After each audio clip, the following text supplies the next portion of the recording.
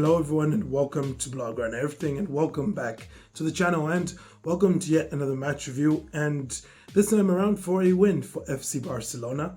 Yes, 5-1 away at Mallorca, and it was one of those performances where it's like, oh, we scored a bucketload of goals, we barely conceded any, but I'm still just left with the feeling of anger after that performance. I'm angry that we won, and I'm angry because where was this level just on Saturday? Because we really needed it then, two more goals at least then, take two away from here, drop them against Las Palmas is all I'm thinking. But then on top of that as well, where was this level versus Celta Vigo? That's why it's just so frustrating. We did see a bit of rotation from Hansi Flick here, and it's literally just a bit, because all we had was Ferran coming in for Robert Lewandowski, and the rest of the 11 was, Lamine returning to the starting 11, and, Casado and Pedri setting up in the middle, and the back four was, the good old trusted back four that has caught so many opponents offside on so many occasions, and today was no different. I should also say, markedly improved performance from Iñaki Peña.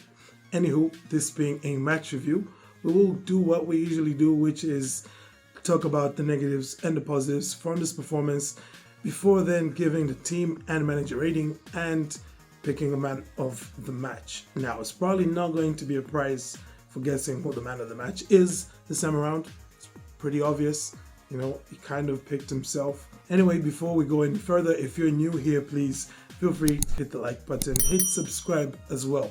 We're chasing 10k, hoping that we can get to 10k before the end of the year. What a wonderful Christmas gift that would be for me to hit 10k. So please do hit that subscribe button and hit like. And let's go ahead and talk negatives straight ahead. And of course, the negative I thought from me here was just the fact that it did look a bit close, didn't it? Especially in the first half. It wasn't so clean cut from Barca here, right? I mean, yes, they ended up winning by a lot, but it didn't feel like that. So a bit of confidence issues perhaps, and I'm hoping maybe now that they got the results, those issues have been resolved.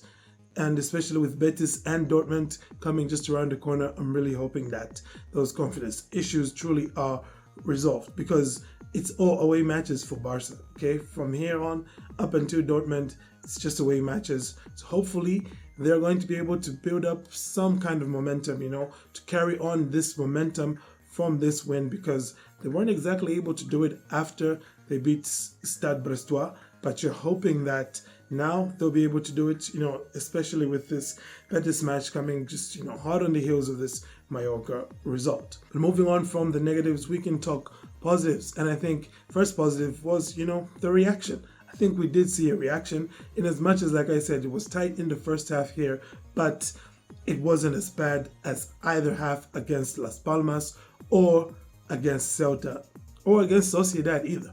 You saw a lot more from the team, a bit more belief, a bit more drive, a bit more desire. They wanted it today a lot more than, all those other days. And I think that made a big difference, because when you've got players like Pedri, like Raphinha, like Lamine who can conjure up magic for you, when they actually want the result, it can be all the difference in the world. Now, I'm not necessarily saying that maybe guys like Raphinha didn't want it before, because, clearly he's been our best player, even in the slump. But, as a collective, as a whole, as a team, that sentiment definitely applies. Okay, moving on from that positive, I would give my second positive, I think here, just being the attack looking more fluid once again. And now this could just be a case of Barca thriving with the space that they had in behind Mallorca, who were chasing the game pretty late on. I mean, they did score those, 4 goals in the second half, but 3 of those 4 goals came after Barcelona, of course, scored their second, and Mallorca were chasing the game. So there's quite a bit of spaces for the attack to work with, but regardless, I think it's still worth noting, because against Celta, the same conditions were present, but we didn't see them score 3, did we? Or 4. We saw them instead fold and miss chances and just fail to connect as well as we know that they can. But here we could see that fluidity return, and I think that is a good thing. Hopefully it can carry on going forwards. And man, it's just going to be so hard for this team to beat the Yamal dependencia allegations once they really get into full swing, because a lot of it had to do with Yamal, let's be honest, right? He just links up that attack pretty darn well. Okay, we can now move on to the team and manager ratings. As for the team, this time around, because they did still have kind of a slow start, and they did, Mallorca did put up quite a struggle here, right? Which I kind of expected, because Mallorca away is never an easy night for Barca. But with all of that in consideration, the team did react well. They defended, I think, just about as well as you could have asked, with the exception of the goal. And at the end of the day, I think the team deserves at least an 8 out of 10, which is definitely an improvement from the last 3 performances, which I could say were like a couple 5s and a 2. So, it was a good performance from the team in that regard.